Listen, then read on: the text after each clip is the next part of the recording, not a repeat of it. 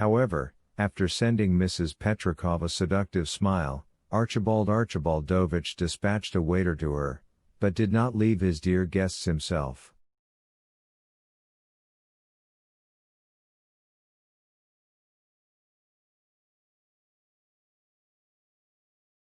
Ah, how intelligent Archibaldovich was! And his powers of observation were perhaps no less keen than those of the writers themselves.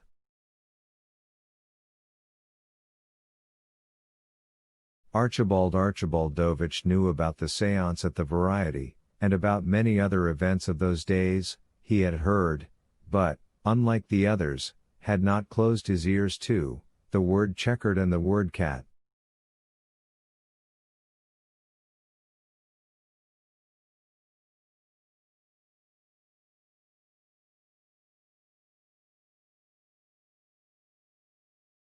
Archibaldovich guessed at once who his visitors were.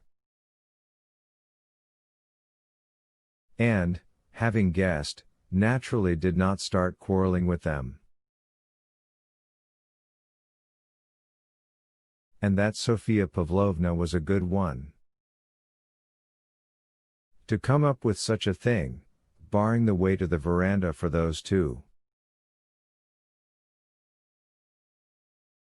Though what could you expect of her?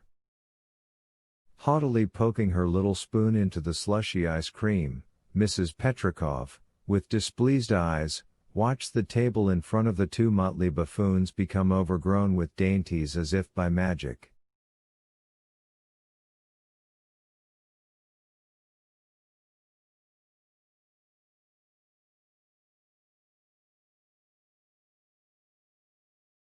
Shiny clean lettuce leaves were already sticking from a bowl of fresh caviar. An instant later a sweating silver bucket appeared, brought especially on a separate little table.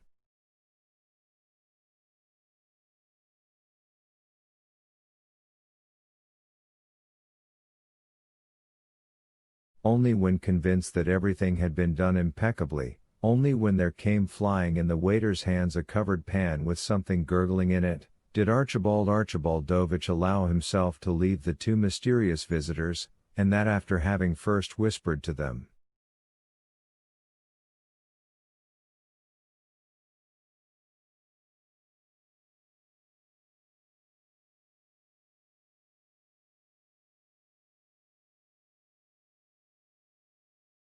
Excuse me. One moment. I'll see to the fillets personally. He flew away from the table and disappeared into an inner passage of the restaurant. If any observer had been able to follow the further actions of Archibaldovich, they would undoubtedly have seemed somewhat mysterious to him.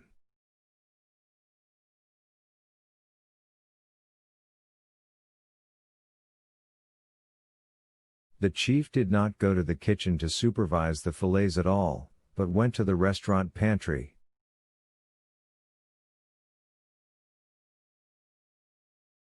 He opened it with his own key, locked himself inside, took two hefty ballocks from the icebox, carefully, so as not to soil his cuffs, wrapped them in newspaper, tied them neatly with string, and set them aside.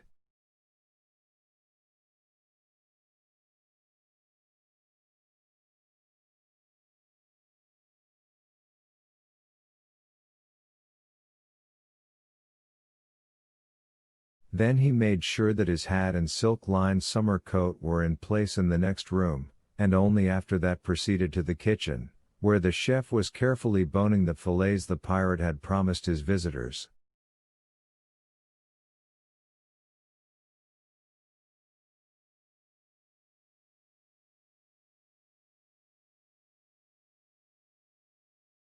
It must be said that there was nothing strange or incomprehensible in any of Archibaldovich's actions, and that they could seem strange only to a superficial observer.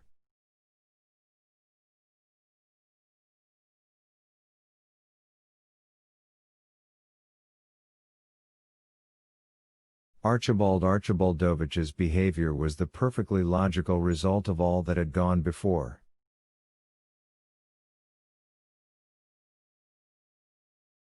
A knowledge of the latest events, and above all Archibald Dovich's phenomenal intuition, told the chief of the Grabodov restaurant that his two visitors' dinner, while abundant and sumptuous, would be of extremely short duration.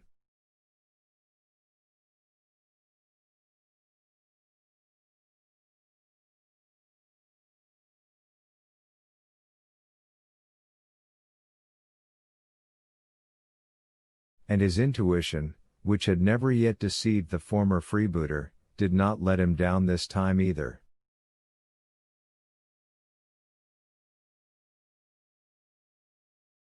Just as Koroviev and Behemoth were clinking their second glasses of wonderful, cold, double-distilled Moskovskaya vodka, the sweaty and excited chronicler Boba Kondolupsky, famous in Moscow for his astounding omniscience, appeared on the veranda and at once sat down with the Petrikovs.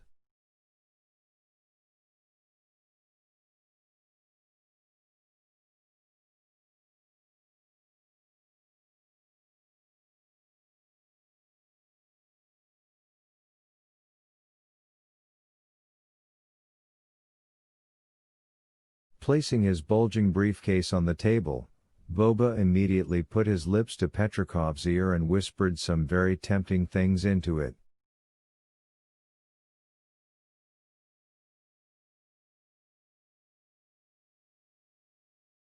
Madame Petrikov, burning with curiosity, also put her ear to Boba's plump, greasy lips. And he, with an occasional furtive look around, went on whispering and whispering, and one could make out separate words, such as,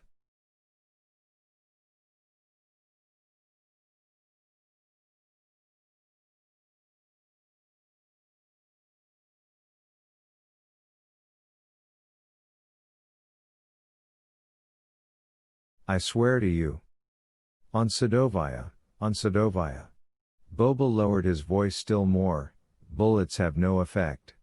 Bullets, bullets, benzene fire bullets.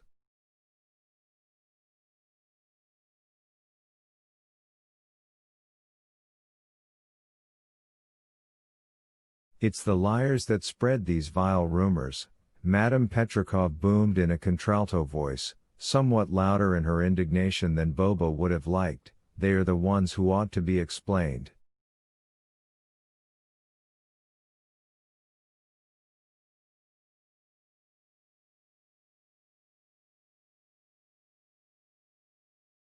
Well, never mind, that's how it will be, they'll be called to order.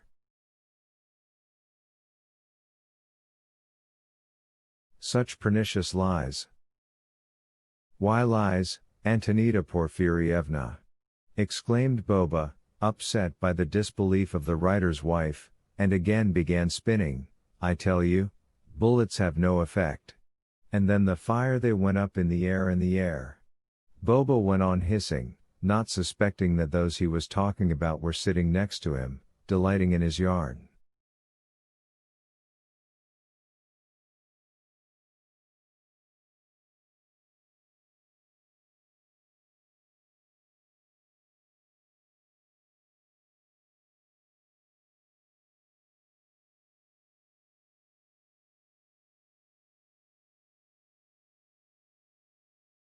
However, this delight soon ceased. From an inner passage of the restaurant 3 men, their waists drawn in tightly by belts, wearing leggings and holding revolvers in their hands, strode precipitously onto the veranda.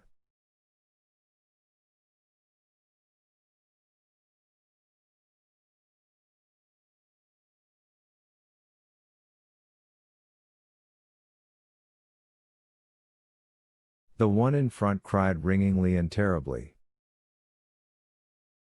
"Don't move!"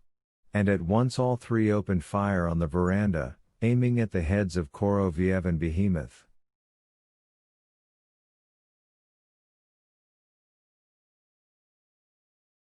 The 2 objects of the shooting instantly melted into air, and a pillar of fire spurted from the primus directly onto the tent roof.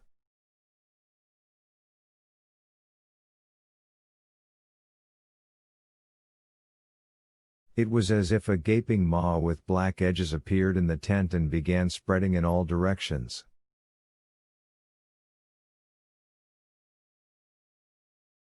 The fire leaping through it rose up to the roof of Grabodov house.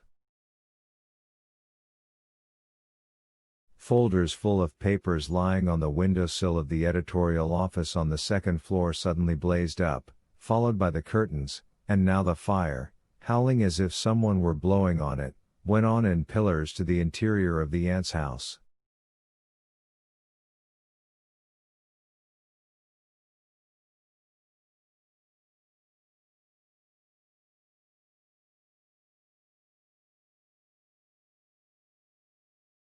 A few seconds later, down the asphalt paths leading to the cast-iron fence on the boulevard, whence Ivanushka, the first herald of the disaster, understood by no one, had come on Wednesday evening, various writers, Sophia Pavlovna, Boba, Petrikov's wife and Petrikov, now went running, leaving their dinners unfinished.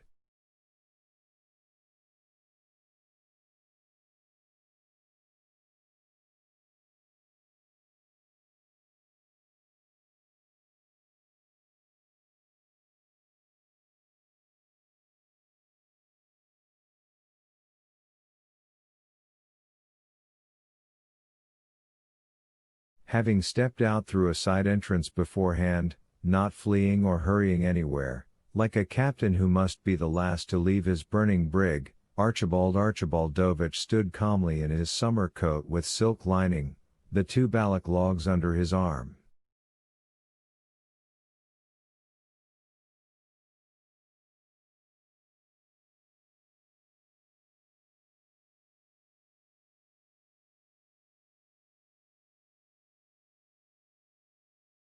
Chapter 29. The fate of the Master and Margarita is decided. At sunset, high over the city, on the stone terrace of one of the most beautiful houses in Moscow, a house built about 150 years ago, there were two, Woland and Azazello.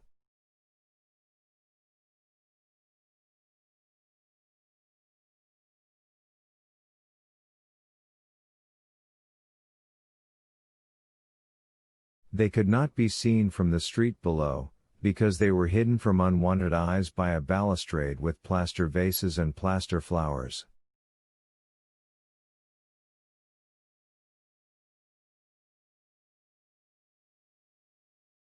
But they could see the city almost to its very edges. Woland was sitting on a folding stool, dressed in his black soutane.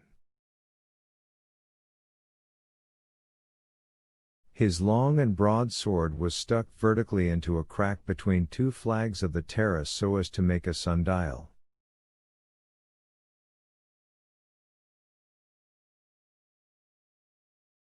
The shadow of the sword lengthened slowly and steadily, creeping towards the black shoes on Satan's feet.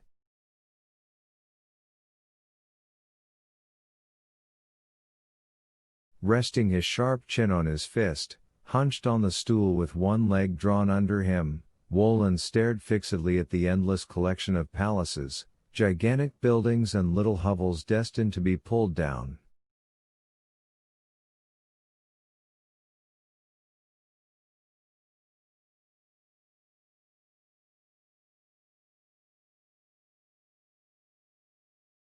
Azazello, having parted with his modern attire, that is, jacket, bowler hat and patent leather shoes, and dressed, like Woland, in black, stood motionless not far from his sovereign, like him with his eyes fixed on the city.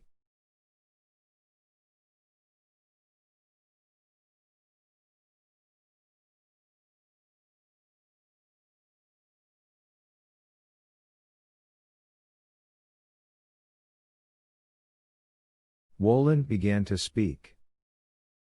Such an interesting city, is it not? Azazello stirred and replied respectfully. I like Rome better, Messier. Yes, it's a matter of taste, replied Woland. After a while, his voice resounded again. And what is that smoke there on the boulevard? That is Gribotov's burning, replied Azazello. It must be supposed that inseparable pair, Koroviev and Behemoth, stopped by there?